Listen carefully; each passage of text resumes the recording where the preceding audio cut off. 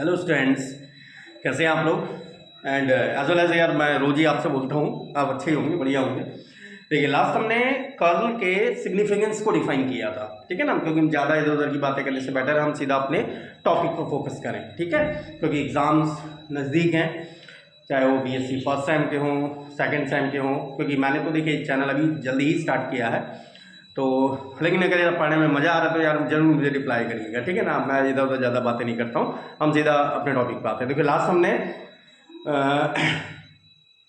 Physical significance किया था, आई think सो, curl का, curl of a vector field का फिजिकल सिग्निफिकेंस हमने कंप्लीट किया था। अब हमारे पास आ जाता है भाई, देखिए एग्जाम में आपका gradient of a scalar field, divergence of a vector quantity and curl of a vector field, या तो ये तीनों में से पूछेगा या फिर इन पे बेस्ड फिजिक्स में, ठीक है ना। फिजिक्स का जो आपकी पहली यूनिट है मैकेनिक्स के अंदर, वो सारा पूरा इलेक्ट्रोडायनेमिक्स की है, इलेक्ट्रिसिटी और मैग्नेटिज्म से रिलेटेड है। तो वो या तो इन तीनों की डेफिनेशन या फिर इनके फिजिकल सिग्निफिकेंस के बारे में आपसे क्वेश्चन आस्क कर लेगा, या फिर इन पे बेस्ड न्यूमेरिकल्स भी आपसे पूछ सकता है। और ऐसा नहीं कि मैं पर्टिकुलरली फिजिक्स की बात कर रहा हूँ, केवल फिजिक्स में नहीं, यहाँ तक कि आपका जो एक मैथ्स में सब्जेक्ट है वेक्टर एनालिसिस, उसमें भी, क्योंकि वेक्टर एनालिसिस के बिना तो ये वाला टॉपिक तो बिल्कुल अधूरा ही है, तो वहां भी ये चीज आपको रिलेट करने को मिलेगी, ठीक है ना। तो जो यहाँ न्यूमेरिकल चलेंगे, जिसमें हम सारी चीजें इंक्लूड करके चलेंगे, ग्रेडियंट भी, क्योंकि आप तीनों चीजें पढ़ चुके हैं, divergence of A vector quantity जो आपका एक स्केलर वैल्यू होती है, और curl of A vector quantity जो प्योरली एक वेक्टर क्वांटिटी थी, आप तीनों चीजें डिफाइन कर चुके हैं और उनका फिजिकल सिग्निफिकेंस भी हम बता चुके हैं, ठीक है। तो आज हम जो मोस्टली एग्जाम में, देखो ये मैंने जिस समय आपको नॉन लैम्डर फील्ड या फिर नॉन कर्ल फील्ड को बताया था, वहां पर मैंने ये आई थिंक तो आपको एग्जांपल भी दिया था कि जो हमारा इलेक्ट्रिक फील्ड होता है, किसी आइसोलेटेड चार्ज के कारण उत्पन्न होने वाला जो इलेक्ट्रिक फील्ड होता है, वो क्या आपका रहता है, इलेक्ट्रिकल पोटेंशियल का नेगेटिव ग्रेडियंट होता है। और लैम्डर फील्ड क्या थे, लैम्डर फील्ड वही फील्ड थे या ऐसे वेक्टर फील्ड थे जिनको आप किसी स्केलर क्वांटिटी के ग्रेडियंट की फॉर्म में, और ध्यान रखो जब हम ग्रेडियंट की बात करें तो इनके बीच ना डॉट है ना क्रॉस है, जैसे ही डॉट आ जाएगा तो डाइवर्जेंस, क्रॉस हो गया, क्योंकि डाइवर्जेंस देखो किससे शुरू हो रहा है, डी से, वैसे ही याद रख लो, डी से शुरू हो रहा है तो यहां पर डॉट होना चाहिए, वहां डेल के साथ डॉट लगा होना चाहिए, तो डाइवर्जेंस, डेल के साथ क्रॉस लग गया, कर्ल शुरू हो रहा है तो क्रॉस, यहां पर क्रॉस होगा तो कर्ल, कुछ नहीं है तो ग्रेडियंट। तो इस चीज को आप इस तरह से भी लिख सकते हैं, इसी चीज को आप कैसे लिख सकते हैं, E vector equals to minus का ग्रेडियंट ऑफ वी, जहां पर वी मेरा इलेक्ट्रिकल पोटेंशियल है, और आपको पता है इलेक्ट्रिकल पोटेंशियल क्या है, एक स्केलर क्वांटिटी है। अच्छा, जो हम लैम्डर फील्ड की बात कर रहे थे, लैम्डर फील्ड हमारा क्या था, मैंने आपको बताया था, लैम्डर फील्ड कहने का मतलब है ऐसे वेक्टर फील्ड जिनको हम किसी स्केलर क्वांटिटी के ग्रेडियंट की फॉर्म में शो कर सकते हैं, और ये क्या होते हैं, नॉन कर्ल होते हैं। नॉन कर्ल मतलब इनके अंदर घूमने का कैरेक्टर नहीं होता। और ये चीज मैंने लास्ट जब फिजिकल सिग्निफिकेंस ऑफ कर्ल किया था, वहां पर इस बात को भी प्रूव किया है कि ई वेक्टर, अगर किसी को ये चीज नहीं आ रही है समझ में कि मैं इसको लैम्डर फील्ड क्यों कह रहा हूं, तो ये चीज मैंने फिजिकल सिग्निफिकेंस ऑफ कर्ल मैं एक्सप्लेन किया है इस बात को, और वेरीफाई करके दिया है कि भाई ई वेक्टर मेरा एक लैम्डर फील्ड है या फिर एक नॉन कर्ल फील्ड है, क्लियर। क्योंकि कर्ल ऑफ ई वेक्टर मेरे लिए 0 आ जाता है, तो इसलिए हमारा नॉन कर्ल है, भाई घूमने का कैरेक्टर नहीं होता इसके अंदर। लेकिन हाँ भाई, अगर भाई ये लैम्डर फील्ड है मतलब मैं इस वेक्टर फील्ड को किसी भी वेक्टर क्वांटिटी के, और यहां पर वेक्टर क्वांटिटी स्केलर क्वांटिटी क्या है, इलेक्ट्रिकल पोटेंशियल, इस इलेक्ट्रिकल पोटेंशियल के ग्रेडियंट की फॉर्म में रिप्रेजेंट कर पाऊंगा। अब मेन आ जाता है इसका वेरिफिकेशन, एग्जाम में ज्यादातर इसके वेरिफिकेशन की बात की जाती है, ठीक है। तो हम इसको वेरीफाई करने जा रहे हैं, और जो कुछ टॉपिक मैंने पहले पढ़ा चुका हूं भाई, वहां से एक बार उसको जरूर पढ़िएगा, तो आपको थोड़ा सा प्रॉपर एक्सप्लेनेशन सुनने को मिलेगा, और काफी इजी एक्सप्लेनेशन, ठीक है, ताकि आप उसको स्टैंडर्ड फॉर्म में भी रिप्रेजेंट कर पाए और एक गुड मार्क्स भी ऑब्टेन कर पाए, ठीक है। देखिए इसका वेरिफिकेशन,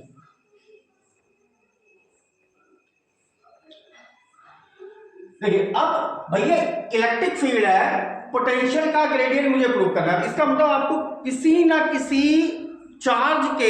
एक आइसोलेटेड चार्ज या एक रेस्ट चार्ज के इलेक्ट्रिक फील्ड को कंसीडर करना पड़ेगा। मैं मान ले रहा हूं, समझिएगा इसे, मैं मान ले रहा हूं ये किसी आइसोलेटेड चार्ज का इलेक्ट्रिक फील्ड है, हम ये कंसिडर कर ले रहे हैं ये किसी आइसोलेटेड चार्ज का इलेक्ट्रिक फील्ड है और आइसोलेटेड चार्ज कहीं नीचे रखा हुआ है,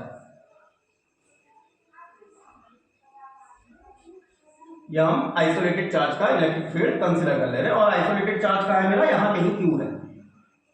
क्योंकि आपने क्या पढ़ा था भाई, किसी भी अगर ये आइसोलेटेड कौन सा चार्ज है इसलिए उसके आगे कुछ नहीं लगा तो इसका मतलब ये पॉजिटिव चार्ज है। और आपने इससे पहले रीड किया है, मैं ये वर्क यहाँ का स्पेस रफ वर्क के लिए यूज कर रहा हूँ। अगर मेरे पास कोई भी पॉजिटिव चार्ज है तो इससे इलेक्ट्रिक फोर्स लाइंस हमेशा कहाँ की ओर निकलती हैं, बाहर की तरफ निकलती हैं। नेगेटिव चार्ज है तो उसकी तरफ आती है, तो इससे इलेक्ट्रिक फील्ड क्या होगा, बाहर की तरफ आउटवर्ड। मतलब ये सब ई वेक्टर की डायरेक्शन से, मतलब ये क्या है आपका ई वेक्टर की डायरेक्शन से। लेकिन ये कैसा इलेक्ट्रिक फील्ड होगा, एक नॉन यूनिफॉर्म। समझ में आ रही है क्यों? क्योंकि जो पॉइंट इस चार्ज के जितना नजदीक होगा मतलब वो दूरी उतनी कम होगी, जितनी कम होगी। तो आपको पता है इलेक्ट्रिक फील्ड की डेफिनेशन क्या कहती है आपसे, इलेक्ट्रिक फील्ड की डेफिनेशन होती है, इलेक्ट्रिक फील्ड होता है 1/4 pi epsilon not Q upon R cube and R cap, Q upon R square and R cap. तो ये R पे तो डिपेंड कर रहा है ना, फोर्स अपॉन Q ही तो होता है चार्ज। फोर्स में अगर मैं Q चार्ज की डिवाइड कर दूं तो that is Q upon R square and R cap. आप क्या आता है उसकी डायरेक्शन को बता दिया। अब R की वैल्यू अगर बढ़ेगी, ये डिस्टेंस अगर बढ़ेगी तो डेफिनेटली इलेक्ट्रिक फील्ड कम हो जाएगा। इसका मतलब हमारा ये कैसा फील्ड है, एक नॉन यूनिफॉर्म इलेक्ट्रिक फील्ड है। पहली चीज आ गई क्लियर। अच्छा, अब दूसरी चीज हमने इलेक्ट्रिक फील्ड को ले लिया, अब बात करनी है हमें पोटेंशियल की। पोटेंशियल में ले रहा था, हम ये मान के चल रहा हूं मैं कि मेरे पास एक टेस्ट चार्ज है। टेस्ट चार्ज समझ रहे हैं, टेस्ट चार्ज मतलब इसको हम टेस्ट करना चाह रहे हैं, और लेकिन टेस्ट यूनिट पॉजिटिव चार्ज मान के चल रहा हूं मैं। और एक टेस्ट चार्ज है जिसको मैं इस इलेक्ट्रिक फील्ड में, इस नॉन यूनिफॉर्म इलेक्ट्रिक फील्ड में, क्योंकि यहाँ इलेक्ट्रिक फील्ड की स्ट्रेंथ ज्यादा है, उससे कम यहाँ हो गई, कम यहाँ हो गई, कम यहाँ हो गई, क्योंकि ऊपर को तो जैसे जैसे आप चार्ज से हाइट बढ़ती जाएगी इलेक्ट्रिक फील्ड की वैल्यू चेंज होती जाएगी। तो मान ले रहे मेरे पास एक टेस्ट चार्ज था जिसको मैं यहां पर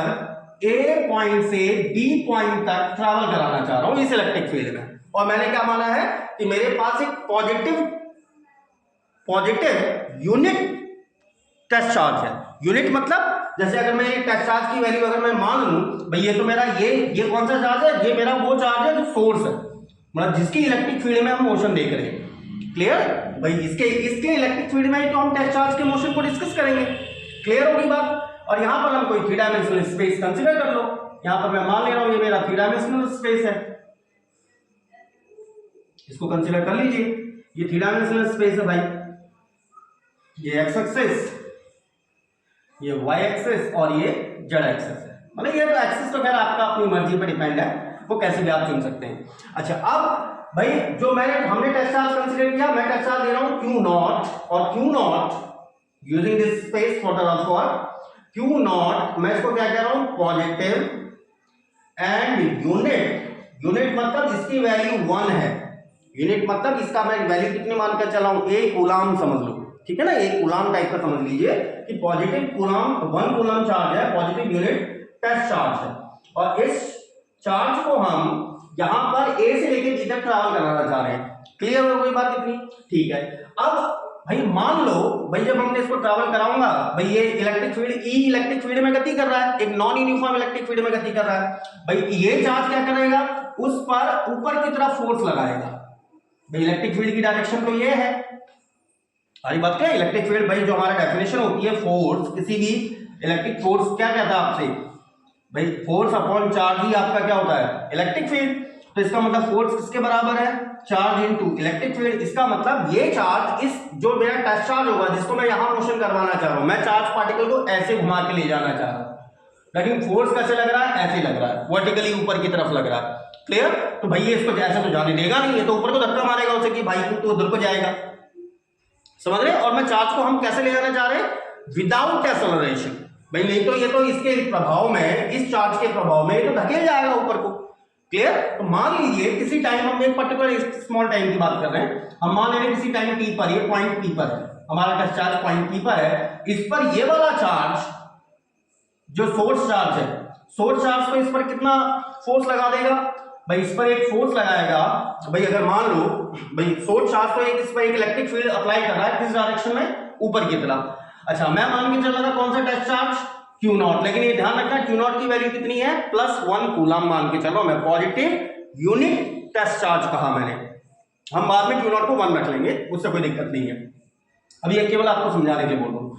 अब इस चार्ज पे इस इलेक्ट्रिक फील्ड द्वारा कितना फोर्स लगेगा भाई, क्यू चार्ज पे कितना फोर्स होता है, Q into E,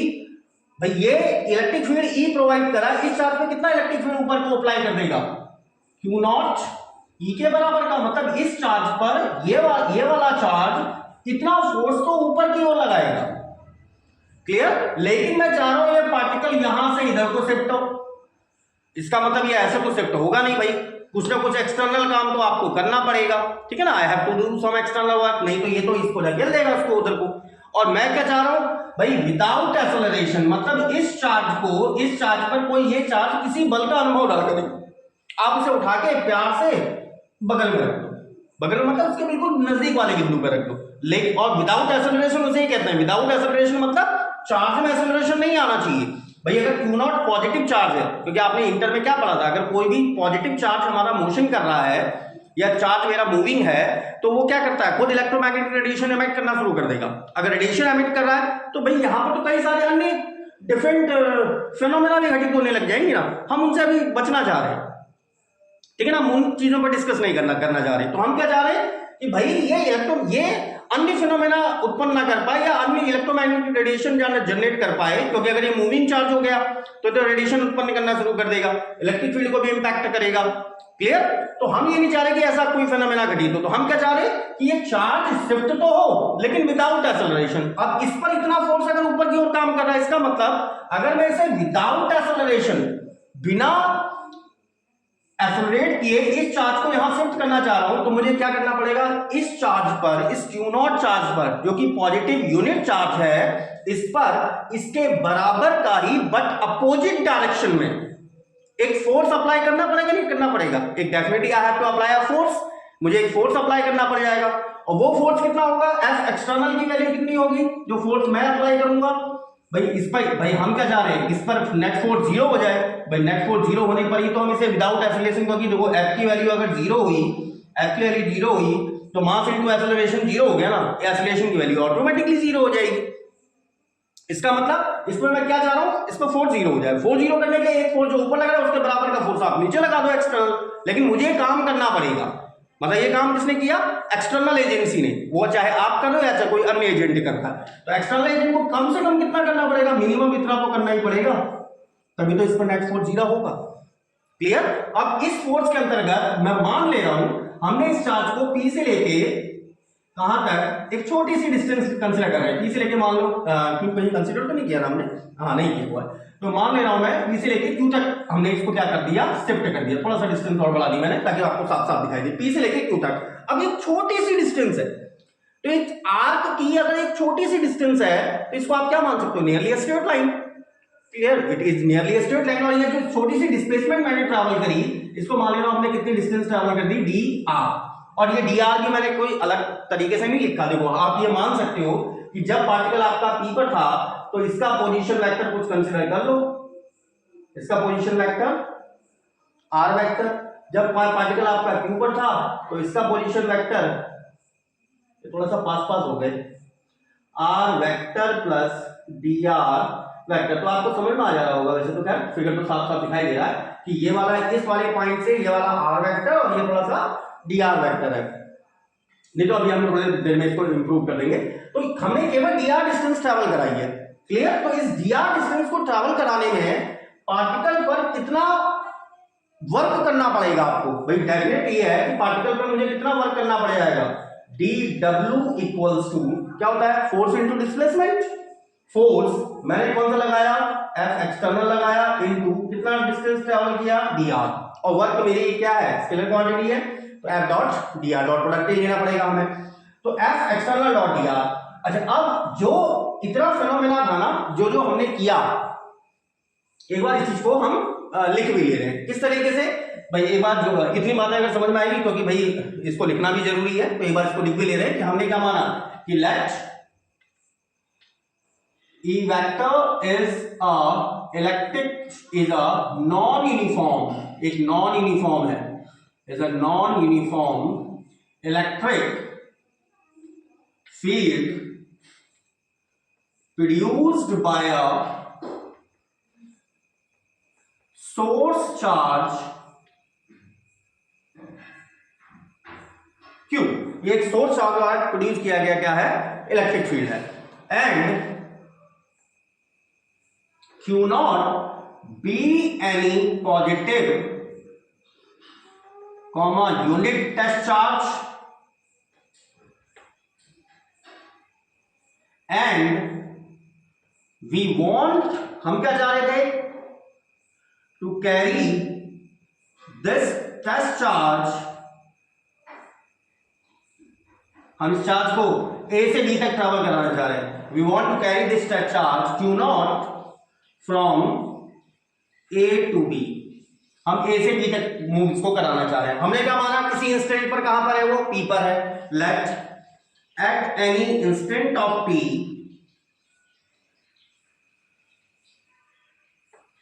it is at P, हमने वो लिख दिया भाई ये P पर है,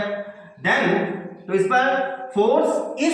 इस चार्ज द्वारा, इस Q जो चार्ज द्वारा कितना फोर्स अप्लाई किया जा रहा है, then the force applied on test charge by electric field E vector is Q naught E, और हम कैसे जा रहे थे, विदाउट एक्सेलरेशन, क्यों, मैंने आपको बता दिया क्योंकि एक्सेलरेशन के साथ तो ये अन्य फेनोमेना भी घटित होने लग जाएंगी। So in order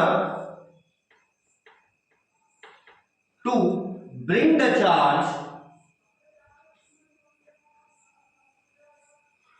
to a smallest displacement PQ, देखो, let an instant of t, it is at P, then the force applied on the test charge by electric field E is Q naught E, then in order to bring the charge to a smaller displacement PQ, P से लेके Q तक अगर मुझे इसको shift करना है, displacement करना है, we must without acceleration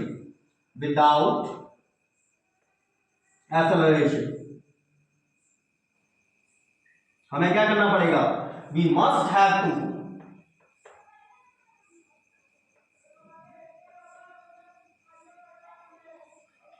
to apply an external force F(E)xt किसके बराबर, माइनस का Q naught E on charge but in opposite direction, हमें किसमें करना पड़ेगा, अपोजिट डायरेक्शन में फोर्स अप्लाई करना पड़ेगा। तो एक बार पहले इसको कॉपी कर लीजिए, मैंने बोला भी है, साथ में लिखा भी है, एक बार इसको कॉपी कर लीजिए, फिर उसके बाद हम इसका थोड़ा सा मैथमेटिकल वे में इसको कैलकुलेट करते हैं। तो आप लोगों ने कॉपी कर लिया होगा, थोड़ा सा मैंने देखो फिगर को ऊपर कर दिया, और थोड़ा सा फिगर जो मैंने P और Q बिल्कुल ज्यादा पास आ गए थे ना, उनको थोड़ा सा दूर बना दिया है। देखिए आप चाहे तो फिगर वही रहते हो, तो बात एक ही है, कोई डिफरेंस नहीं है, बस थोड़ा सा फिगर क्लियर करने के लिए मैंने थोड़ा सा पॉइंट्स को दूर बना दिया कि हाँ भाई थोड़ा सा मेरा डिस्टेंस दिखाई दे, dr हमको वैल्यू दिखाई दे। तो भाई मैंने क्या बताया था आपको, भाई इस चार्ज को अगर मैं Q नॉट चार्ज को अगर P से लेके Q तक शिफ्ट करना चाह रहा हूं विदाउट एक्सेलरेशन, तो मतलब इस पर मुझे नेट फोर्स तो जीरो करना पड़ेगा, ठीक है ना, एक स्मॉलेस्ट डिस्टेंस हम ट्रैवल कराना चाह रहे हैं, नेट फोर्स हमने जीरो करने के क्या किया, इस पर एक एक्सटर्नल लगाया, दैट इज माइनस का Q नॉट E, जिससे इस पर नेट फोर्स क्या हो गया, जीरो हो गया, मतलब विदाउट एक्सेलरेशन आप शिफ्ट कर रहे हैं। तो इसको यहां से यहां तक शिफ्ट करने के लिए, जहां पर मेरा P का पोजीशन वेक्टर है r vector,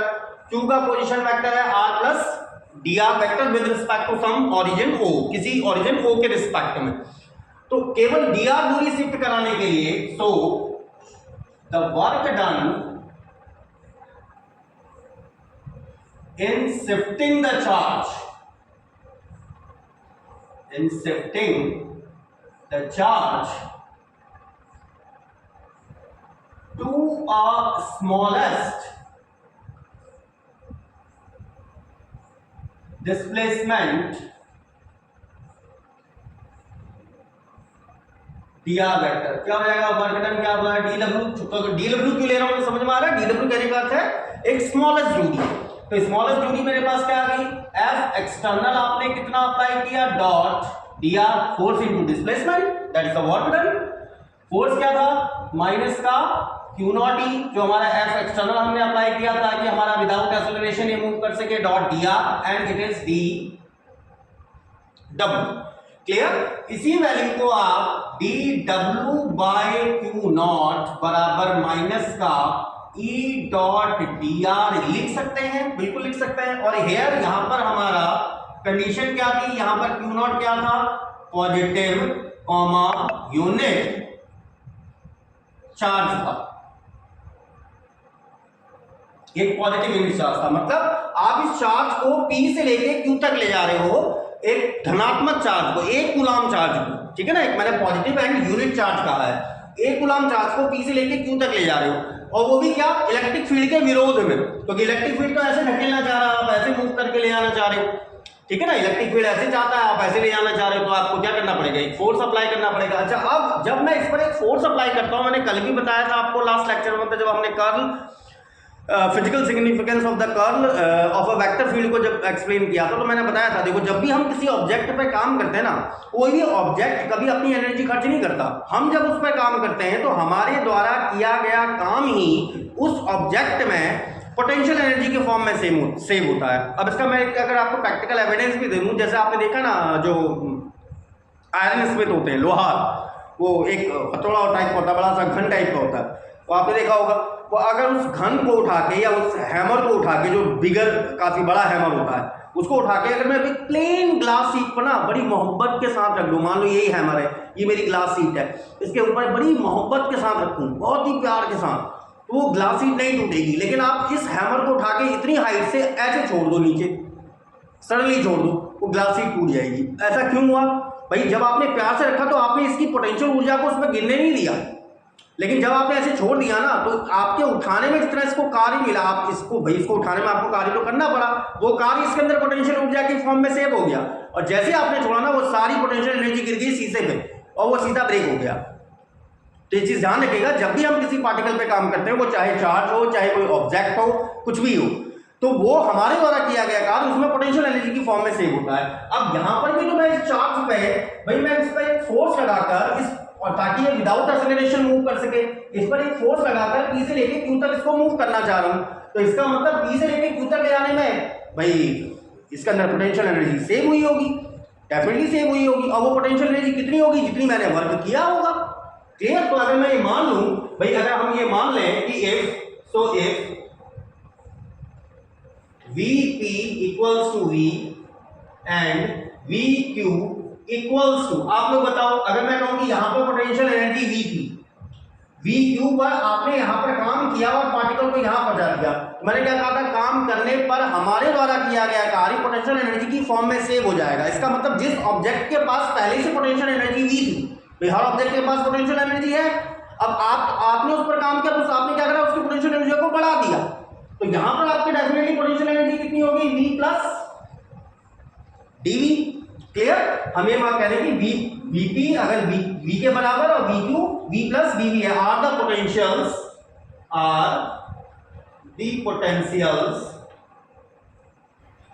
eight P and Q respectively. तो ये dW वर्क किसके बराबर, बताओ कितनी पोटेंशियल ऊर्जा में वृद्धि हुई है, dW में तो वृद्धि हुई है, तो इसका मतलब दिस इंप्लाइज दैट dW ही किसके बराबर होगा, dV के बराबर होगा। इसका मतलब अल्फा को आप क्या लिख सकते हैं, सो इक्वेशन अल्फा बिकम, आपके अल्फा क्या बन गई, dV बराबर माइनस का E डॉट dr। ये बात आ गई आपको समझ में? ये आप कहोगे सर ये Q नॉट आ गया, मैंने आपको बताया क्या, Q नॉट क्या है, पॉजिटिव कॉमा यूनिट चार्ज, एक कूलम, तो नीचे यार एक रख दो ना, क्या फर्क पड़ रहा है। और मैं यहाँ एक कहता, आपसे कहता कि यार फोर्स E वेक्टर लग रहा है, तो आप थोड़ा सा कंफ्यूज जाते, मैंने तो आपकी डेफिनेशन बना दी कि Q पर चार्ज QE है तो Q नॉट पर चार्ज Q नॉट E होगा, तो मेरे पास Q नॉट की वैल्यू तो 1 हो गई है, तो इसका मतलब dV ही मेरा क्या है, E डॉट dr है। इसको कुछ और नाम दे रहा हूं मैं, बीटा नाम दे रहा हूं। अच्छा, dV क्या है, इन दोनों के बीच का पोटेंशियल डिफरेंस। अगर मैं ये मान लूं कि इफ भाई p पर देखो इसकी पोजीशन r वेक्टर है, इसकी position r plus dr vector है। If p x y z and q, भाई q पर कोऑर्डिनेट क्या होंगे, थोड़ा थोड़ा बढ़ गए, इस पर पोजीशन वेक्टर क्या है r प्लस dr, तो x plus dx comma y plus dy comma z plus dz are coordinates at respective points,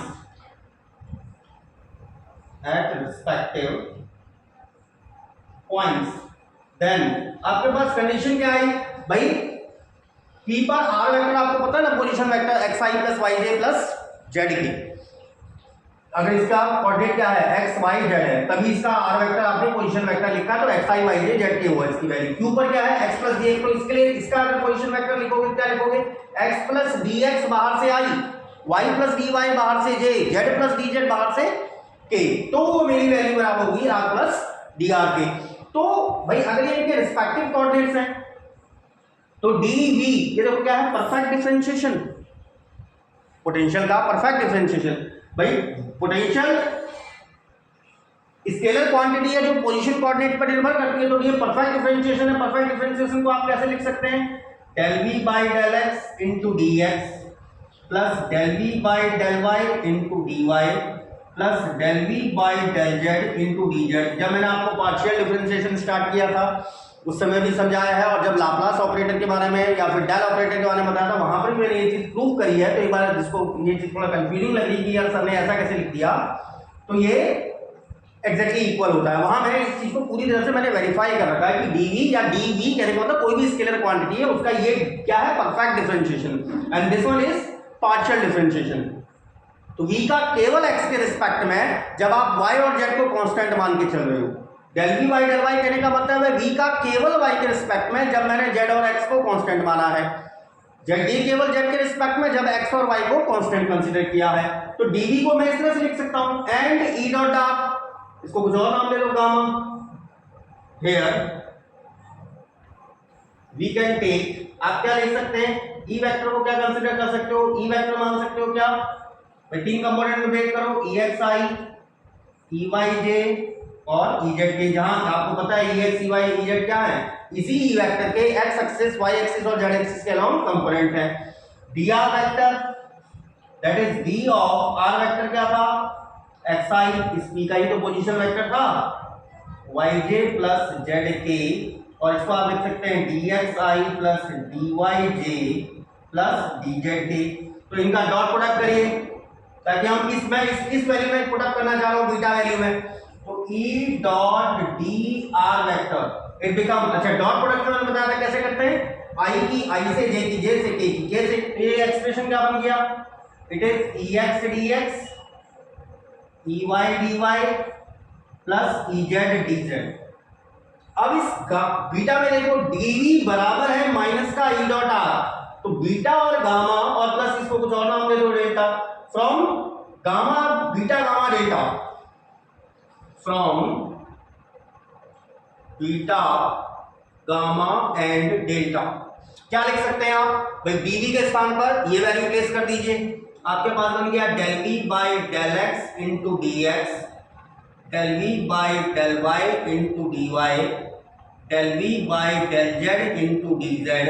बराबर इधर वाला टर्म माइनस का ex dx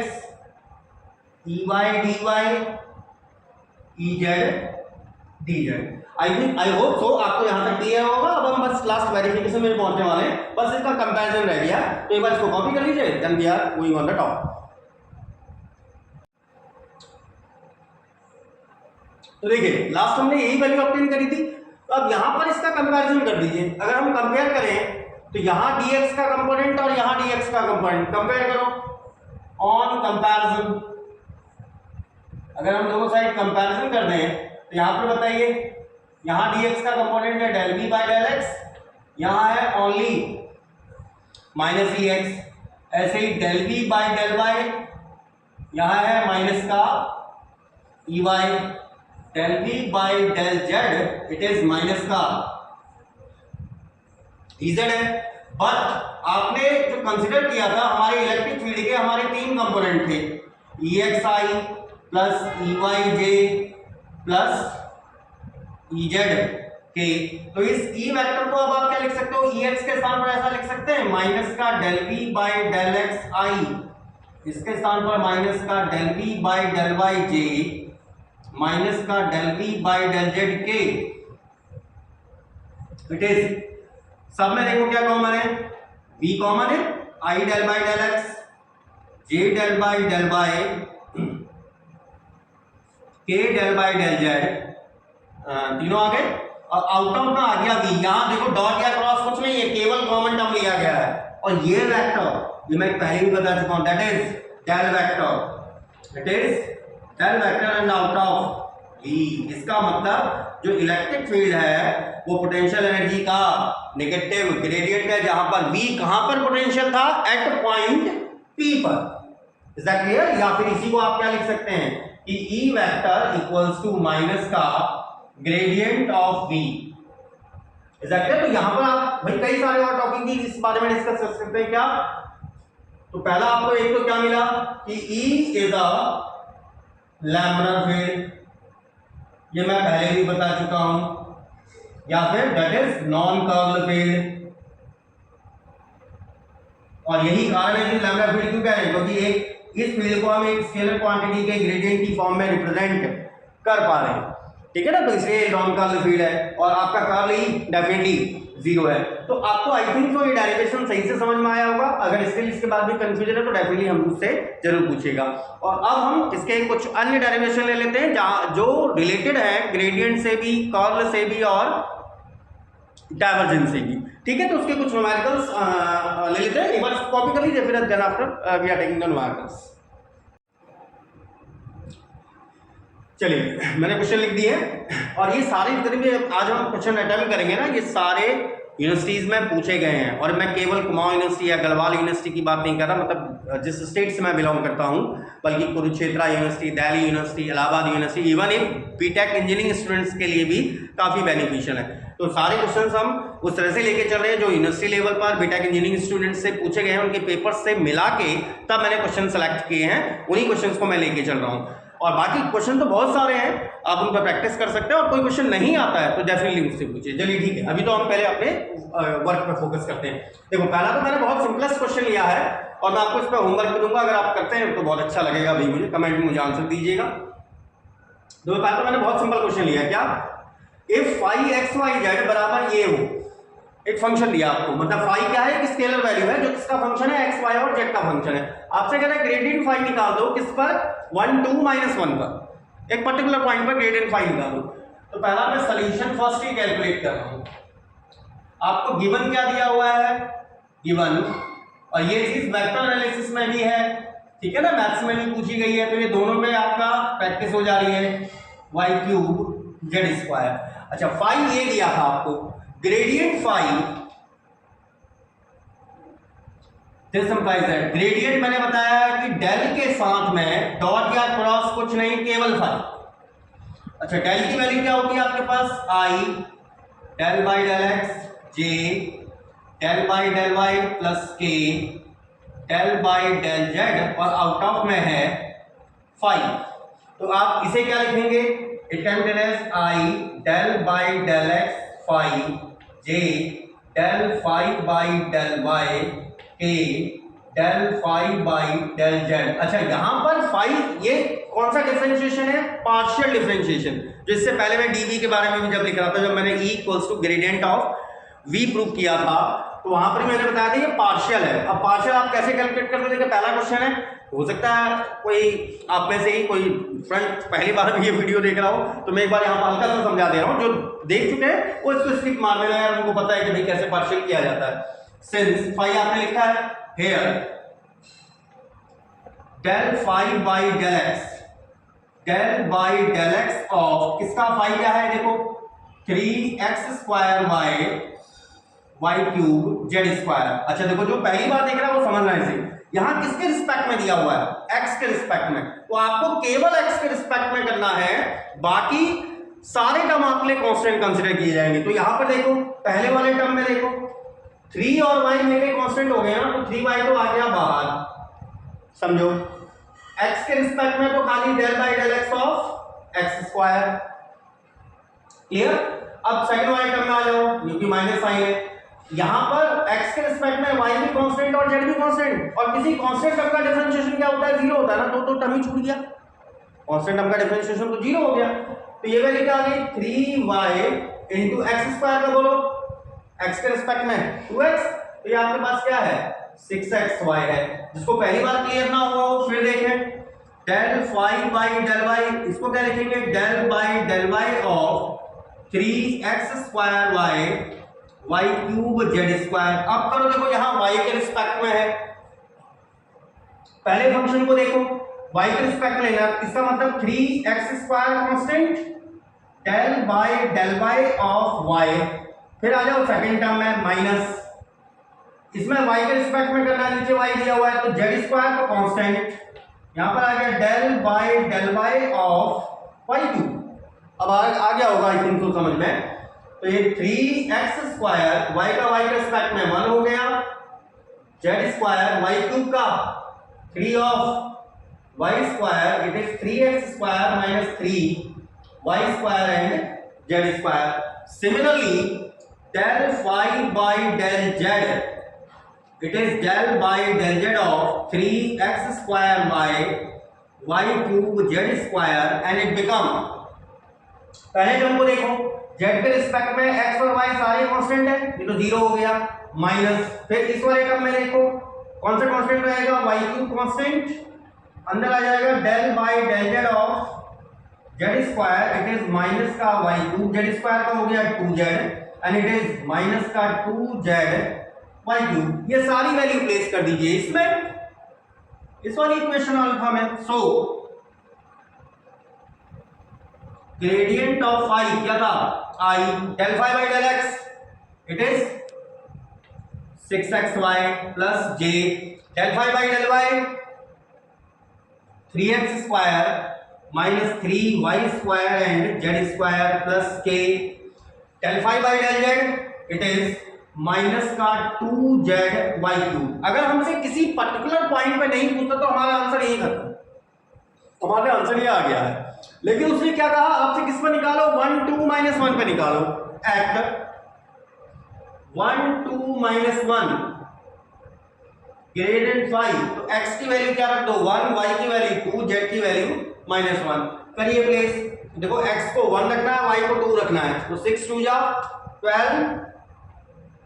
i, समझ में आ गया होगा, x को 1 y को 2, फिर यहां करिए प्लस j, x को रखना था 1, ये तो आ गया 3 माइनस 3, y स्क्वायर मीन्स हो गया 4, z स्क्वायर, z का स्क्वायर करो माइनस 1 का square, it is 1 plus k minus 2 तो कांस्टेंट, z की वैल्यू दी है आपको minus 1 dot minus 1 y cube, 2 2 जा 4 2 जा 8, ये वैल्यू कितनी आ गई आपके पास, it is 12 of i, 3 minus 12 9j और 8 2 जा 16 k, it is your final answer. तो आई होप सो आपको ये क्वेश्चन सही से समझ में आया होगा। और ये मैंने देखो इतना लंबा इसलिए समझा दिया कि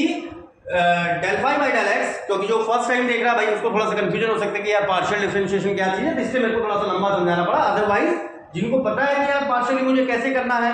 ठीक है ना, जो स्टार्टिंग से देखते हुए आ रहे हो तो उनके लिए कोई दिक्कत नहीं, आप पोर्शन को स्किप करिए और फटाफट यहाँ पर पार्शियली डिफरेंशिएट करके डायरेक्टली अपना आंसर निकाल दीजिए। तो एक बार इसको कॉपी कर लीजिए, then we are going on the next question. चलिए सेकंड क्वेश्चन का हमने फर्स्ट पार्ट ले लिया है, जिसमें हमें क्या दिया था, ग्रेडियंट फाई प्लस साई बराबर gradient phi plus gradient psi. बड़ा सिंपल है, क्वेश्चन को रिमेंबर रखना और ये याद भी हो जानी चाहिए, क्योंकि देखिए आगे हम जब लॉन्ग डेरिवेशन जो बीटेक में भी पूछे गए और यूनिवर्सिटी लेवल पे पूछे गए, वहां पर कई बार काम आ जाती है थ्योरम्स, ठीक है ना, तो ये आपको रिमेंबर भी होनी चाहिए।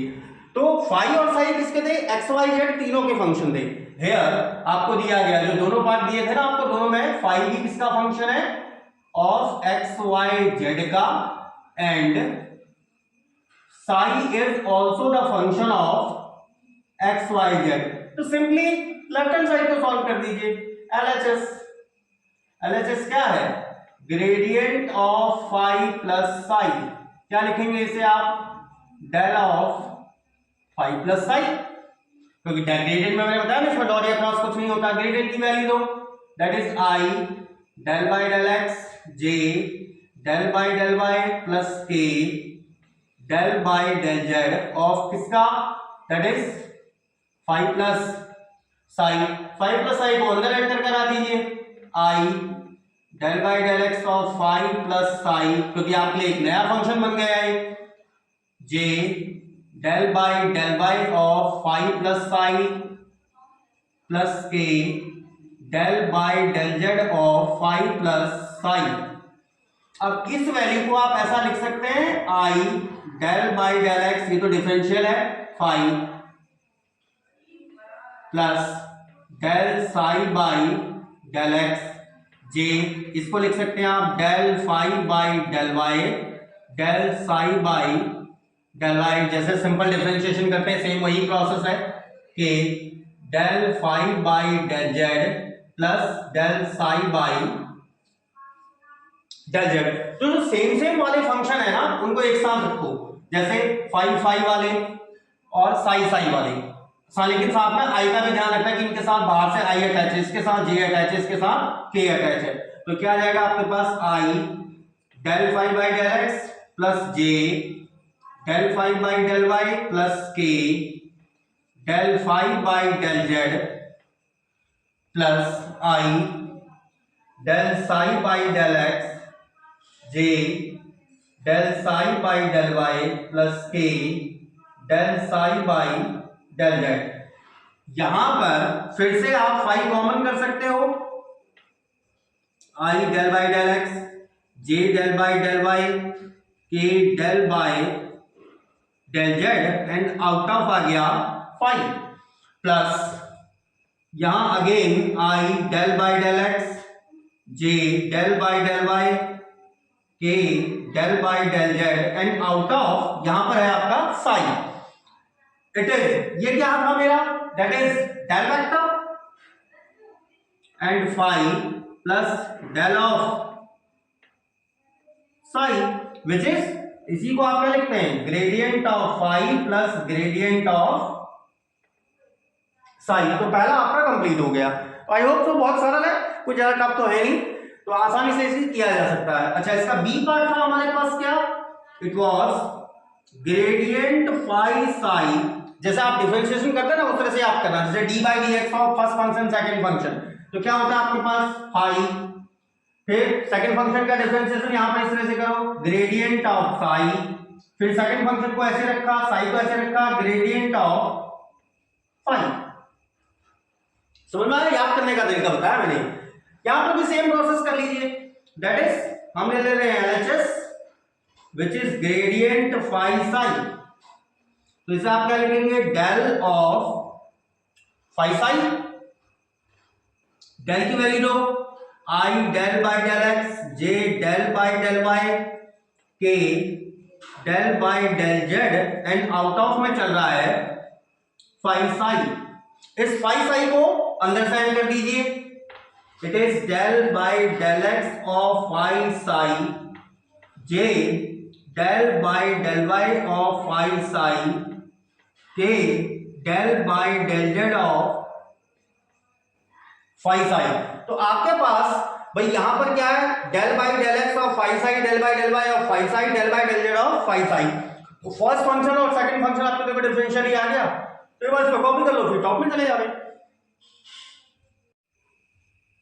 चलिए तो अब इसको सिंपल जो डिफरेंशिएशन जो आपने इंटर में पढ़ा है उसी तरह से इसको सॉल्व कर लेते हैं, दैट इज आई, करिए फर्स्ट फंक्शन सेकंड फंक्शन का डिफरेंशिएशन प्लस फिर सेकंड फंक्शन ऐसे रखा, फर्स्ट फंक्शन का डिफरेंशिएशन, सेम प्रोसेस यहां भी करिए, फर्स्ट फंक्शन सेकंड फंक्शन का differentiation with respect to y plus second function first function का differentiation with respect to y plus k, इसमें भी same process, first function second function का differentiation with respect to z sorry plus second function first function का differentiation with respect to z. अब यहां पर भी same एक साथ रखो, देखो इसके आगे फाई आ रहा है, इसके आगे भी फाई आ रहा है, इसके आगे भी फाई आ रहा है, तो जिन जिन के आगे फाई आ रहा है ना आगे से, उन सबको एक साथ रख लो और कॉमन कर दो फाई को, और शेष एक साथ रख लो। तो आप फाई फाई वाले कॉमन करो, तो देखो फाई फाई वाले में कॉमन ले रहा हूं, क्या बचेगा इसके पास, i del psi by del x, ये तो बचा। यहां पर j del psi by del y k del psi by del z, तो थर्ड टर्म। फिर अब साई वाले कॉमन कर दो, तो साई वाले कॉमन अगर कर दें तो अंदर क्या बचेगा, आई देखो del phi by del x plus j del phi by del Y plus के del phi by del z. और यहां पर अगर आप फाई साई फिर से कॉमन लेते हो ना, तो आपके पास वही एक्सप्रेशन आ गया, क्योंकि ये बेसिकली क्या है, ये ग्रेडियंट ऑफ साई तो है, क्योंकि मैंने क्या कहा, अगर आप साई कॉमन लोगे तो ये क्या बन जाएगा, डेल और बाहर से साई, और प्लस ये क्या है साई, ये है gradient of phi, which is our requirement. यही हमारी रिक्वायरमेंट थी जो हमें वेरीफाई करना था, ठीक है ना। तो ये चीजें कई बार एग्जाम में पूछी गई हैं। चलिए हम इसका नेक्स्ट अपना क्वेश्चन ले लेते हैं, लिखे इफ, ये सारे एग्जाम्स में आए हुए क्वेश्चन है, if r vector is the position vector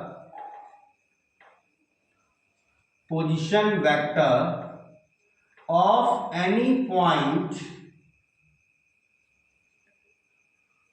then calculate, और पहला gradient of r,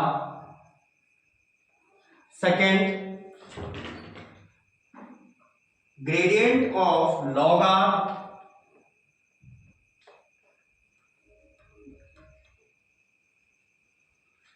and gradient of 1/r। तीन चीजें पूछी गई हैं आपसे, ग्रेडियंट ऑफ 1/r। और कई चीजों में तो ये चीजें याद भी होनी चाहिए भाई, ठीक है ना, कई बार तो हमको ये चीजें याद भी होनी चाहिए कि, और क्यों, क्योंकि कई कंपटीशन एग्जाम्स में, क्योंकि देखो मैं आपको बता चुका हूं कि आप यहाँ पर अगर मेरे पास पढ़ रहे हैं, चैनल के थ्रू पढ़ रहे हैं, तो यार ये मत सोचिए कि यार मुझे केवल एग्जाम की तैयारी करनी है, ठीक है ना, बिकॉज मेरा टारगेट, या फिर मैं अपने किसी भी स्टूडेंट से ये एक्सपेक्ट नहीं करता कि यार हमारा टारगेट केवल एग्जाम को क्रैक करना हो, ठीक है ना, यूनिवर्सिटी लेवल, क्योंकि यार लाइव तो खुद एक एग्जाम है, ठीक है ना, तो वहां पर पास आउट होना जरूरी है। तो उसके लिए जरूरी है कि आपके अंदर एक्सेलेंसी हो, कोई भी टॉपिक को लेकर एक्सेलेंसी हो। तो अगर आप कहीं पर भी कंफ्यूजन होता तो यार पूछिएगा, ठीक है ना, मैं कई बार कह चुका हूं, अब आपसे इससे ज्यादा क्या बोल सकता हूं।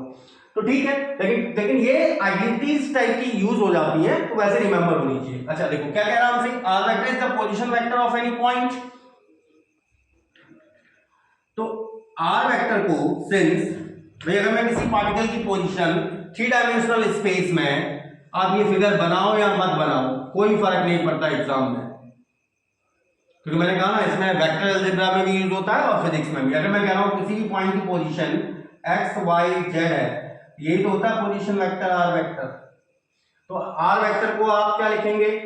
एक्स आई प्लस वाई जे प्लस जेड के।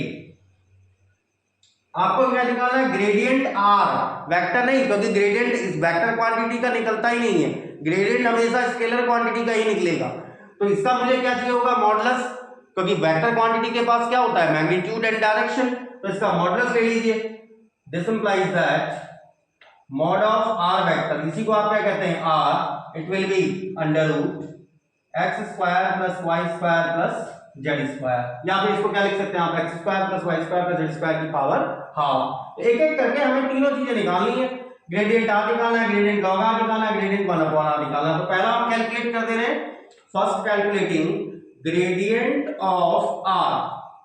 इट इज ग्रेडियंट ऑफ किसका, x square Y square Z square की होल पावर हाफ। ग्रेडियंट को आप क्या लिखते हैं, डेल, ये क्या था आर, ठीक है ना, डेल आर, ये आर की वैल्यू तो है। अब यहां पर मुझे पता है कि जब हम डेल अप्लाई करते हैं ना तो ये आर तीनों के साथ जाता है। जैसे आपने ये लिखा था ग्रेडियंट साई लिखा था, तो साई क्या गया, डेल एक्स के साथ भी गया, वाई के साथ भी गया और जेड के साथ। इसका मतलब ये आर एक्स के साथ भी जाएगा, वाई के साथ भी जाएगा, जेड के। तो एक बार इनको ऐसा करो ना, पहले ही कैलकुलेट कर दें। क्यों? क्योंकि इसको आप कैसे लिखेंगे भाई, आप चाहो तो पेपर में लिख लो पहले, जे del by del y k del by del z और किसका आर। अब ये आर एक्स के साथ भी जाने वाला है, वाई के साथ भी, जेड के साथ भी, तो पहले कैलकुलेट कर दो। कैलकुलेटिंग मैं एक को कर रहा हूं, दो को कर दे रहे हैं, चलिए दो को कर दे रहे हैं, लेकिन आपको याद होना चाहिए नेक्स्ट टाइम की इसकी वैल्यू ये होगी भाई, ताकि हमारे क्वेश्चन फटाफट कंप्लीट हो। Del r by del x, del by del x of r क्या था, x square plus y square plus z square की पावर 1/2। अब आप ये सोचेंगे कि यार नीचे तो एक्स है, वाई और जेड मेरे लिए कांस्टेंट है, बिल्कुल कांस्टेंट है, लेकिन यार अभी तो पूरा एक्स वाई जेड का फंक्शन है ना ये, तो पहले तो नॉर्मल वे में करना पड़ेगा आपको। नॉर्मल वे में जैसे एक्स की पावर n का करते हो, सिंपल जो हमारा डिफरेंशिएशन होता है, तो ये r है, तो r इसका पूरा डिफरेंशिएशन करो, क्या आएगा, पहले 1/2 बाहर, फिर x square plus y square plus z square की पावर 1/2 माइनस 1, फिर del by del x of इसका x square plus y square plus z square. पहले इस पूरे फंक्शन का किया, पहले पूरे फंक्शन का करना है, उसके बाद जब फंक्शन मेरे सेपरेट हो जाए तब हमारा पार्शियल काम करेगा। तो इसका मतलब ये वैल्यू तो क्या है, it is 1/2 x square plus y square plus z square की power half 1/2 minus 1 that is minus 1/2। तो नीचे आ गई power, del by del x, y और जेड तो कांस्टेंट हो गए, केवल एक्स स्क्वायर का होगा, इट इज 2x। इस 2 से ये 2 कट गया, it is x upon x square plus y square plus z square की पावर 1/2। ये देखो आपके पास x अपॉन r आ रहा है, यही तो r था। और मैं आपको पहले ही बता दूं, देखो del r by del x करा तो इसका उल्टा मिल गया तुम्हें, x बाय r। देखो ऊपर r था, नीचे x है, तो क्या मिला, x ऊपर नीचे r। Del r by del y निकालूंगा ना पोजीशन वेक्टर, अगर मेरा आर पोजीशन वेक्टर है, del r by del y निकालूंगा तो मुझे मिलेगा वाई अपॉन आर। एक को हम और कैलकुलेट कर दे रहे हैं, फिर उसके बाद हम सीधा करेंगे, मतलब डायरेक्टली नेक्स्ट क्वेश्चन में डायरेक्टली लिखेंगे, लेकिन पेपर में आप लोग दिखा के लाइएगा। तो del by del Y of x square Y square Z square की power half, same process, it is 1/2 x square Y square Z square की power 1/2 and del by del Y of x square Y square and z square. तो एक बार इसको copy कर लीजिए, then we are going on the top. चलिए ठीक है, तो del r by del y हम निकाल रहे थे, जो मैंने टॉप में लिख दिया है। अब इसको ये वैल्यू क्या आ जाएगी मेरे पास, इट विल सेम वही प्रोसेस आ रही है, देखो x square Y square Z square की पावर 1/2, और इसका अगर आप y के रिस्पेक्ट में करोगे तो x और z कांस्टेंट, y स्क्वायर का हो गया 2y, इस 2 से 2 cut cancel out, it is y, और नीचे देखो वापस आ रहा है। तो तीसरे वाले को सिमिलरली लिख दीजिए। तो एग्जाम में आपको क्या करना है, एग्जाम में यही काम करना है, किस तरह से 2 की वैल्यू निकालो, तीसरे वाले को आप लोग सिमिलरली कर लेना, del r by del z. लेकिन आपको याद होना चाहिए कि अगर r भी ऊपर नीचे x है तो x अपॉन r आएगा, r ऊपर y नीचे है तो y अपॉन r आएगा, r ऊपर z नीचे तो z अपॉन r आ जाएगा। सो ग्रेडियंट r क्या था, i del r by del x, वो r को अंदर भेज दे रहे हैं, del r by del y, and third point था कि del r by del z, it is equals to I del r by del x, it is x upon r, j it is y upon r, k it is z upon r, और ऊपर क्या आ रहा है देखो xi plus yj plus zk और entirely upon में r, और ये क्या वैल्यू है, इट इज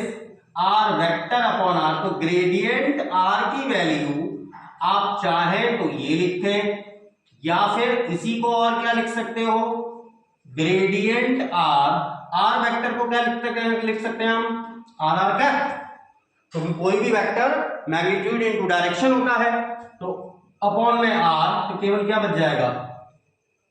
आर कैप, मतलब ग्रेडियंट आर केवल एक डायरेक्शन को रिप्रेजेंट कर रहा है, ठीक है ना, केवल एक डायरेक्शन को रिप्रेजेंट कर रहा है जिसका मैग्नीट्यूड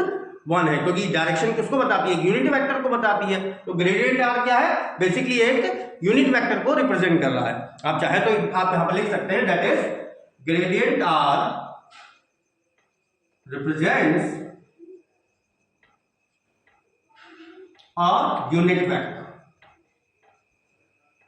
एक यूनिट वेक्टर को ये रिप्रेजेंट कर रहा है। अच्छा, दूसरा पॉइंट हमारा क्या था जो हमें कैलकुलेट करना था, एक हमें कैलकुलेट करना था ग्रेडियंट 1/r। अब ये 1 में है, सेकंड में है, थर्ड में, इससे कोई फर्क नहीं पड़ा, हमने तो सॉल्व तीनों ही करने हैं, ठीक है। तो ये क्या आ जाएगा, दैट इज डेल 1/r, लिखेंगे। तो ये क्या है, डेल r इनवर्स है भाई, r की पावर -1। अच्छा, डेल आपको पता है क्या होता है, i del by del x, J del by del y, k del by del z, और आउट ऑफ में चल रहा है आर की पावर -1। इस आर की पावर -1 को अंदर सेंड करो, i del by del x of are की power -1, j del by del Y of are की पावर -1 प्लस के del by del Z of are की पावर -1। चलिए पहले इसका करें तो आर पूरा आर एक्स वाई जेड तीनों का फंक्शन था, तो -1 आर की पावर -2, फिर आर का करना पड़ेगा del r by del x plus j, यहां पर भी करिए -1 आर की power -2 del r by del Y plus k r की पावर, ये पावर आ गई -1, जो सिंपल डिफरेंशिएशन होता है सेम वैसे ही करें del r by del z. तो ये आपका देखो तीनों में कुछ कॉमन है, तीनों में कुछ कॉमन है, क्या है, माइनस का आर की पावर -2, अंदर क्या आ रहा है i del r by del x. अब आप निकाल चुके हैं पहले, तो डायरेक्टली वैल्यू पुट अप करिए, और वैसे भी आपको याद होना चाहिए, मैंने बताया था it is x upon r plus j, जो ये कॉमन टर्म था मैंने बाहर ले लिया है, j del r by del y, y upon r and it is z upon r. तो आपके पास क्या वैल्यू बन गई, इट इज माइनस का आर की पावर -2, ऊपर है आर वेक्टर, देखो एक्स आई प्लस वाई जे प्लस जेड पे, और एंटायरली अपॉन में आर, या फिर इसे आप क्या लिखेंगे माइनस का r vector upon are cube. तो आपके पास सेकंड क्या आ गया कि ग्रेडियंट 1/r बराबर होता है माइनस का r vector upon are cube. तो आई होप सो आपके सही से क्लियर हुआ होगा। कंफ्यूजन तो यार बिल्कुल कमेंट सेक्शन के थ्रू आप उससे पूछ सकते हैं, बट कीप प्रैक्टिसिंग कंटिन्यूअसली, मेरा टारगेट वही है। और जितने भी मेरे स्टूडेंट्स से मैं चाहता हूं कि यार आप लोग भी फोकस करके पढ़ें और जम के स्टडी करें, और फिजिक्स में तो मजा लीजिए यार, डूब जाइए फिजिक्स में। मैं आपको देखूं तो फिजिक्स नजर आए, आप मुझे देखो तो फिजिक्स नजर आए, तो दुनिया में मजा ही मजा है भाई ना। चलिए पहले से कॉपी कर ले, फिर तब पढ़ लेते हैं, ठीक है। जो तीसरा था हमारा that is gradient log r. तो इस ग्रेडियंट लॉग आर को आप किस तरह से लिखेंगे, it is del of log r, और मैं कई बार कह चुका यहां डॉट और प्लस कुछ नहीं आना चाहिए, it will be i del by del x, J del by del y, k del by del Z of log r. ये लॉग आर देखो तीनों के साथ घुस गया अंदर, it is I del by del x of log r plus j del by del Y of log r plus के del by del Z of log r. तो लॉग फंक्शन का पता है ना डिफरेंशिएशन क्या होता है, पहले तो उसका करिए, आई लॉग फंक्शन का क्या हो जाएगा 1/r, फिर आर का करना पड़ेगा आपको डिफरेंशिएशन एक्स के रिस्पेक्ट में, प्लस जे यहां पर भी 1/r, फिर आर का वाई के रिस्पेक्ट में, के लॉग आर का करो 1/r, आर का जेड के रिस्पेक्ट में, तीनों में कुछ common that is 1/r, i del r by del x, ये आपने अभी कैलकुलेट किया x upon r, del r by del y it is y upon r, del r by del z it is z upon r, it is equals to क्या आ गया आपके पास 1/r, ऊपर देखो फिर से क्या बन रहा है एक्स आई प्लस वाई जे प्लस जेड के, और ये मेरा क्या था आर वेक्टर, और नीचे क्या है आर, इसका एलसीएम भी तो आर ही आ रहा है, तो ये क्या बन गया आपके लिए r vector upon r square. तो आपके पास यहां पर देखो ग्रेडियंट लॉग आर को भी आप दो तरह से लिख सकते हो। एक तो या तो ये लिख सकते हैं r vector upon r square, और दूसरे तरीके से कैसे लिख सकते हो, ग्रेडियंट लॉग आर को, r vector means r r cap भाई मैग्नीट्यूड इनटू डायरेक्शन, और अपॉन में आर स्क्वायर, एक आर से आर कैंसिल हो जाएगा, that is r cap upon are.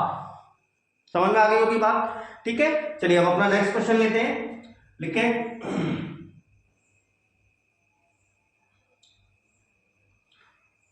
Find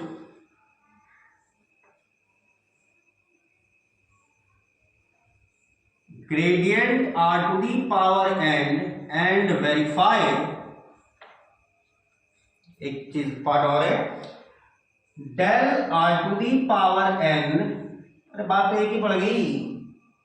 n r to the power n minus 2 r vector where r vector is position vector of a point, position vector या radius vector भी बोलते हैं इसे यहाँ, vector of a point. तो एक ही चीज है, ये दोनों ऐसे लिखो या ऐसे लिखो, बात तो वही है, ग्रेडियंट आर की पावर है, ये भी तो ग्रेडियंट आर की पावर है, नहीं तो लिखा हुआ है यहाँ डॉट लगा रखा है, क्रॉस लगा रखा है, तो बात एक ही चीज है। तो आपसे कह रहा है इसको निकालो या वेरीफाई करो, एक ही चीज है। तो हमें आर वेक्टर तो पोजीशन वेक्टर दिया हुआ है, तो सोल्यूशन सिंस आर वेक्टर, और इसको याद भी रखिएगा पोजीशन वेक्टर हमें हमेशा इसी तरह से रिप्रेजेंट करते हैं x i y J Z, जो मैंने सिर्फ पहले क्वेश्चन में आपको 3 डायमेंशन में पॉइंट पी के coordinate x y z indicate करके आर वेक्टर को रिप्रेजेंट किया था, सेम उसी तरह से हम उसे भी रिप्रेजेंट करते हैं। तो सेम वही प्रोसेस है आर वेक्टर की। तो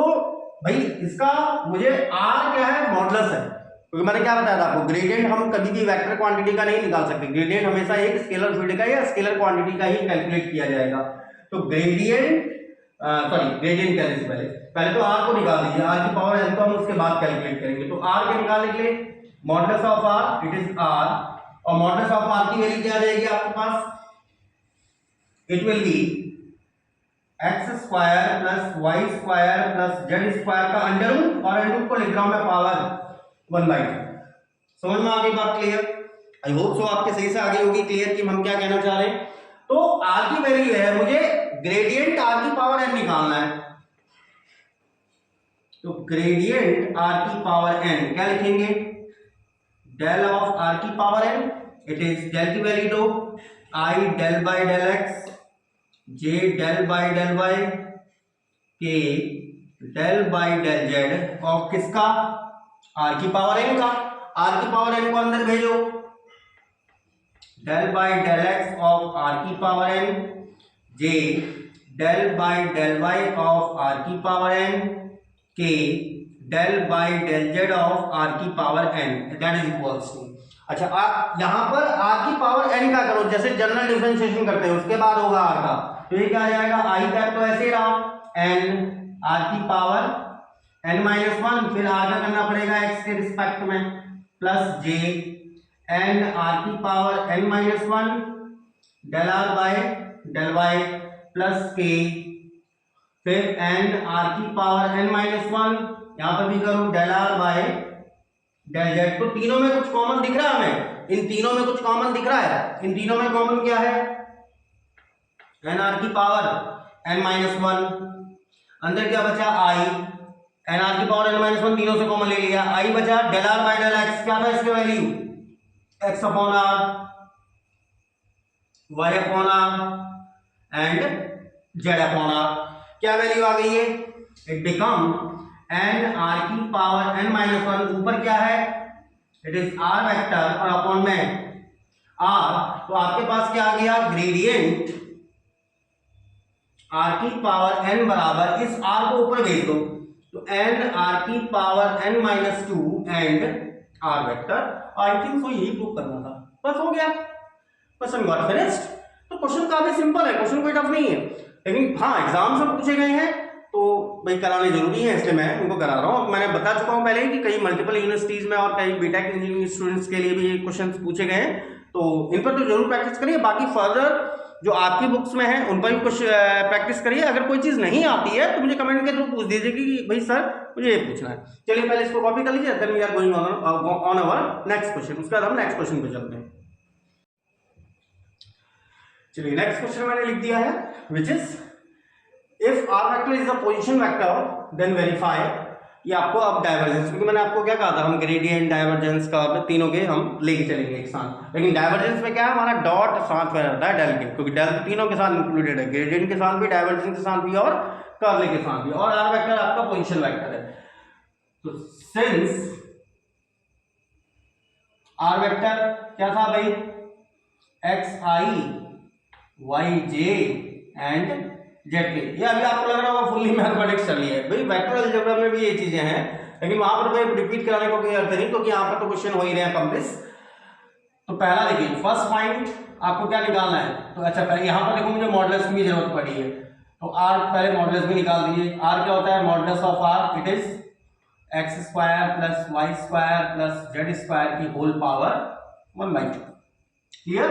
तो पहला पार्ट सॉल्व करें। पहला क्या देखा आपको, डाइवर्जेंस ऑफ आर वेक्टर। इसको कैसे लिखेंगे, del dot R vector it is I del by del x J del by del Y plus के del by del Z in dot product with R vector की value क्या है, X आई plus Y जे plus Z K. और मैं multiple times ये बोल चुका हूं कि डॉट प्रोडक्ट में हम क्या करते हैं, आई की आई के साथ, जे की जे के साथ और के की के के साथ, क्योंकि अन्य के साथ तो डॉट प्रोडक्ट क्या हो जाएगी, जीरो, क्योंकि आई डॉट जे तो जीरो हो जाता है भाई। तो आई की आई के साथ करो क्या आ जाएगा, del x by del x del of del Y of y del of del Z of z. तो डेल बाय डेल एक्स और del x 1 + 1 + 1 and that is equals to 3 which is our answer. पहला part खत्म है, simple. Second, और आज तो खैर मैं सिंपल ही क्वेश्चन चल रहे हैं, लेकिन एग्जाम से पूछे गए मैं इसलिए करा दे रहा हूं। Are vector upon are cube it is, इसको क्या लिखेंगे, del dot R vector upon are cube it is I del by del x J del by del Y plus के del by del Z in dot with R vector. R vector मतलब था X आई plus Y जे plus Z K upon में R cube है, तो इसके पूरे के upon मतलब मैं आर क्यूब को तीनों के नीचे रख सकता हूं ना, तीनों के नीचे अलग अलग नीचे रख सकते हैं हम भाई। तीनों भाई पूरे का डिनोमिनेटर मतलब अलग अलग डिनोमिनेटर में तो है ही वो। तो डॉट प्रोडक्ट फिर से वैसे ही करिए, तो क्या आ जाएगा आपके पास, इट इज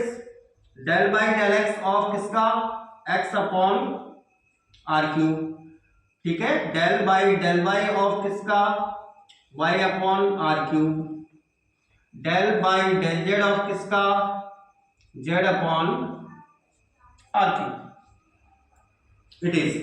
तो यहां पर आप चाहे फर्स्ट फंक्शन सेकंड फंक्शन करके कर लो, या फिर आपने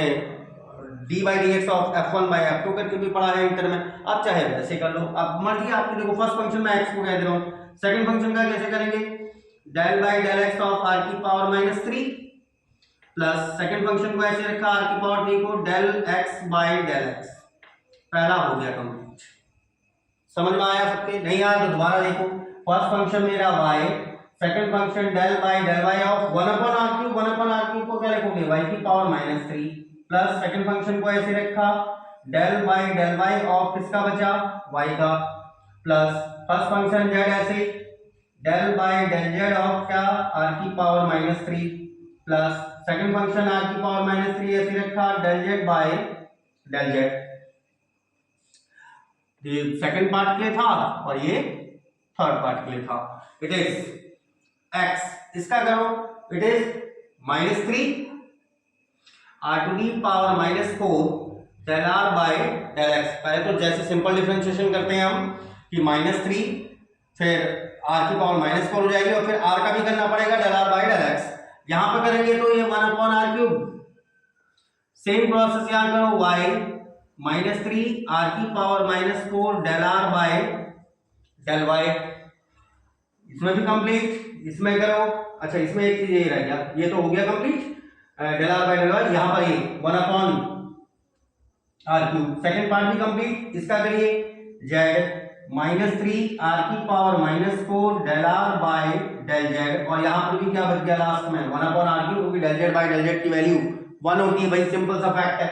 तो यहाँ पर एक चीज कॉमन देखो, आपका 1 upon are cube 1 upon are cube 1 upon are cube 3 बार आ रहा है, तो 3 अपॉन आर क्यूब तो अलग से आ गया, समझ गए, 1 upon are cube 1 upon are cube 1 upon are cube. दूसरा, इन तीनों में कुछ कॉमन है, देखो -3 आर की पावर -4 तीनों में कॉमन है, तो -3 आर की पावर -4 तीनों में कॉमन। अंदर क्या बचा, पहले वाले में बच रहा है x del r by del x, y del r by del y, तीसरे में बच रहा है z del r by del z, del equals to क्या बन रहा है 3 upon are cube minus 3 r to the power -4। अच्छा यहां पर आप देखो, यहां पर आप ये कैलकुलेशन हमने से प्रीवियस क्वेश्चन में करी है, इसलिए मैं यहां पर तो डायरेक्टली लिख रहा हूं, लेकिन अगर पेपर में इंडिविजुअल करके पूछा जाएगा देन आपको वहां पर del r by del x को निकालना पड़ेगा, ठीक है ना। हम यहां पर प्रीवियस क्वेश्चन में निकाल चुके हैं, तो आपको पता है मैंने बताया भी था, del r by del x को कैसे याद रखोगे, उल्टा कर दो x अपॉन आर, तो x dot x upon r plus y dot y upon r plus z dot z upon r, क्या वैल्यू आ गई, it is 3 upon are cube minus 3 r to the power 4, ऊपर क्या आ रहा है x square plus y square plus z square, और upon में आर, ये क्या है, it is 3 upon are cube minus 3 upon R की power 4 X square Y square Z square, यहां देखो ये X square Y square Z square को आप आर का स्क्वायर लिखोगे, लिख सकते हो, क्योंकि अगर मैं स्क्वायरिंग कर दूं इस फंक्शन की तो आर स्क्वायर बराबर X square Y square Z square ही तो हो जाएगा, तो ये मतलब आर स्क्वायर है भाई, और ये अपॉन आर है, तो ये क्या बन गया 3 अपॉन आर क्यूब, ये नीचे आर की पावर 5 ऊपर आर स्क्वायर, तो -3 upon are cube which is 0। I think तो सेकंड वाले पार्ट में हमारा यही प्रूव करना था, इसका मतलब आपके पास क्या आ गया, तो आप यहां पर यहां लिख रहा हूं मैं लास्ट में, तो आपके पास क्या आ गया कि divergence r vector upon are cube, ये वैल्यू मेरे पास 0 होती है। अब रेस्ट दो पार्ट रखे, तो इनको कर लेते हैं एक बार, तो पहले इसको कॉपी कर लीजिए। चलिए हमने थर्ड पार्ट ले लिया है, तो थर्ड पार्ट यही था हमारा, आर की पावर एन आर वेक्टर, इसका डाइवर्जेंस ये वैल्यू होगी। सेम प्रोसेस ले रहे LHS which is divergence of r की power n and r vector। Divergence means क्या था, डेल के साथ क्या लगा होगा साथ में डॉट, और डाइवर्जेंस हम केवल किसका निकाल पाएंगे, स्केलर का नहीं, वेक्टर क्वांटिटी का ही निकलेगा, ये भी ध्यान रखिएगा। डाइवर्जेंस केवल किसका आता है, वेक्टर का, कर्ल केवल वेक्टर का, स्केलर का केवल हम क्या निकालते हैं ग्रेडियंट, और स्केलर का ग्रेडियंट क्या होता है, एक वेक्टर होता है, जबकि divergence of a vector quantity is a scalar, ठीक है ना, वही स्केलर वैल्यू मिलती है। देखो ये स्केलर है ना, कि डाइवर्जेंस जो हमको प्रूव करने को दिया स्केलर ही तो आ रहा है, इसके साथ कोई डायरेक्शन थोड़ा है, तो वो डायरेक्शन होता है, और इस चीज को हम प्रूव भी कर चुके हैं कब, जब हमने divergence of a vector quantity को कैलकुलेट किया था, उसमें तो पूरा फंडामेंटल एक्सप्लेन किया हुआ मैंने, तो एक बार उस चीज को भी देखिएगा। तो डाइवर्जेंस आर की पावर एन आर वेक्टर को आप लिखेंगे आर की power N and r vector, तो वैल्यू आपको पता है क्या होती है, it is I del by del x, J del by k del by del z, और ये डॉट प्रोडक्ट में आर की पावर एन, मैं यहां इस ये जो डॉट है ना इसे यहां नीचे लिख दे रहा हूं, आर की पावर एन, आर वेक्टर क्या होता है X i y J Z के ना, तो सबके साथ आर की पावर एन आ गया, समझ गए ना आप लोग। अगर किसी को कंफ्यूजन हो तो पूछ लेना यार, ठीक है ना, क्योंकि ये तो बड़ा सिंपल सा फैक्ट है, आर की पावर एन केवल सिंपली क्या हो रहा है, अंदर मल्टीप्लाई हो रही है, ठीक है। तो अब डॉट प्रोडक्ट करिए, जैसे हम सिंपल डॉट प्रोडक्ट करते हैं, that is del by del x of are की power N X, del by of are की power N Y, and del by del Z of are की पावर एन एंड जेड। यहां पर simple आपको क्या करना है, डॉट प्रोडक्ट में क्या कर रहे थे हम, आई की आई से, वाई जे की जे से और के की के से, डॉट तो हमने कर ली। अब यहाँ पर फर्स्ट फंक्शन सेकंड फंक्शन करके करो फिर से, दैट इज फर्स्ट फंक्शन में आर की पावर एन को मान रहा हूं, second function del x by del x plus, फिर सेकंड फंक्शन को ऐसे रखा डेल आर की power n by del x, हो गया पहला कंप्लीट। फिर यहाँ पर भी ऐसे करो, आर की power n first function del y by del y, फिर y को ऐसे रखा डेल आर की power n by del y, second part भी कंप्लीट। थर्ड आर की पावर n को ऐसे रखा del z by del z plus, फिर z को ऐसे रखा डेल आर की power n by del z, ये आपका थर्ड भी कंप्लीट। इट इज आर की power n del x bye del x तो 1 हो गया प्लस x आर की पावर n का करोगे तो n r to the power n minus 1 और फिर r का करेंगे तो del r by del x plus यहां पर r की power n del y by del y that is 1 plus y n r to the power n minus 1, फिर r का करेंगे तो del r by del y plus r की power n del z by del z again 1, it is z, फिर r की power n का करो तो n r की पावर n माइनस 1, फिर r का करना पड़ेगा किसके रिस्पेक्ट में, z के रिस्पेक्ट में। तो एक चीज यहाँ पर देखो कॉमन टर्म r की पावर n, r की पावर n, r की पावर n, तो 3 बार तो r की पावर n आ गई भाई, प्लस इन तीनों में कुछ कॉमन है, इन तीनों में मेरा कॉमन दिख रहा है n r की पावर n माइनस 1, अंदर क्या बच गया x del r by del x plus y del r by del y plus z del r by that is del z, क्या बना 3r की power n n r to the power n minus 1 l x del r by del x, करिए उल्टा x by r, it is y by r and this one is z bye, ये तो काफी simple लग रहा होगा, ठीक है ना। इसको याद करने का तरीका बड़ा सिंपल है, बस कैलकुलेशन भी सिंपल ही है, कोई ज्यादा टफ तो है नहीं। इट इज 3r की power n plus n r की पावर n माइनस 1, ये क्या बन रहा है x square plus y square plus z square upon r, that is equals to क्या बन गया ये 3r की power n plus n r की power n minus 1, this one was r square upon r, तो एक r से एक r कैंसिल करवा दो, ये आ गया n r की power n minus 1 dot r, क्या लिखेंगे इसे 3r की power n plus n r की पावर n, दोनों में क्या कॉमन है r की पावर n कॉमन है, n प्लस 3 और r की पावर n, यही आपको आई थिंक सो वेरीफाई करना था थर्ड पार्ट में। तो आई होप सो आपके सही से क्लियर हुआ होगा, लेकिन मैं आपको बता चुका हूं अगर ये क्वेश्चन इंडिविजुअली पूछा जाता है तो आपको del r by del x और del r by del y इनकी वैल्यू को निकालना पड़ेगा, फाइंड आउट करना पड़ेगा, जो हमने इससे पहले वाले क्वेश्चन में किया था। चलिए इसका लास्ट पार्ट ले लेते हैं। लास्ट पार्ट का आपको फाइंड आउट करना डाइवर्जेंस r की पावर 4 एंड r वेक्टर को कैलकुलेट करके दीजिए कह रहा है, तो इसका मीनिंग क्या हो गया डेल डॉट r की पावर 4 r की पावर 4 r वेक्टर, देखो r vector x i y j z के, तो r की पावर 4 फिर से सबके साथ घुस गया x i r की पावर 4 y j r की पावर 4 z k। अब ये चीज, अब एक तरीका तो क्या है आप पूरा कैलकुलेट करो, इसको फुल्ली कंप्लीट करो, नहीं तो पता है इसी जो आपने अभी डिराइव किया ना इसी से निकाल सकते हो। देखो ये r की पावर n r वेक्टर हमने निकाला था ना, n के स्थान पर इसने कितना दे दिया 4 दे दिया, तो मैं आंसर पहले बता दूं आपको कितना आने वाला है, आंसर कितना आ जाएगा, देखो इसका आंसर कितना था n प्लस 3 मतलब यहाँ पर हो गया 4 प्लस 3, r की पावर n की वैल्यू कितनी है 4, तो आ जाएगा 4 3 7 7 r की power 4 which is the answer. आ गया समझ में है, ठीक भाई यहाँ पर तो सिंपल हो गया ना, देखो n के स्थान पर यहाँ पर इसने 4 ले लिया, जो आपका आंसर आ रहा है उसमें n के स्थान पर 4 ले लो, that is the final answer, ये मेरा आंसर। और चाहे तो आप कैलकुलेट करने के लिए फिर से इसी प्रोसेस को यूज कर लीजिए, तो आपको आंसर एनी हाउ दोनों ही केसेस में क्या हो जाएगा फाइंड आउट इजीली हो जाएगा। चलिए ठीक है, आज के लिए इतना सफिशिएंट है, बाकी अभी तो बहुत सारे क्वेश्चन बाकी हैं, तो हम इसी को